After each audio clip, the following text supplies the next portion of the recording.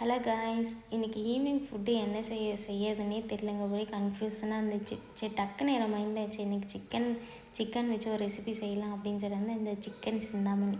இந்த சிக்கன் சிந்தாமணி எந்த ஊர் ஸ்பெஷல்னு சொல்லுங்கள்? கோயம்புத்தூரோட ஸ்பெஷலு. சூப்பராக இருக்கும். நீங்கள் ட்ரை பண்ணி பார்த்துட்டு எனக்கு எப்படி இருக்குன்னு கமெண்ட் பண்ணுங்கள்.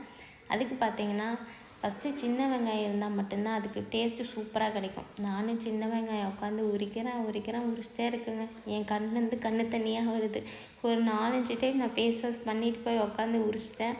அப்போயும் என்னால் கண்ட்ரோலை பண்ண முடியல. சரி இருக்கிறத வச்சே செஞ்சுக்கலாம் அப்படின்னு சொல்லிட்டு தாங்க நான் இருக்கிறத வச்சு நான் இப்போ செய்ய போகிறேன். சின்ன வெங்காயம் உரிக்கும்போது கண்ணு தண்ணியும் வராமல் இருக்க ஏதோ டிப்ஸ் இருந்தால் எனக்கு ஷேர் பண்ணுங்கள்.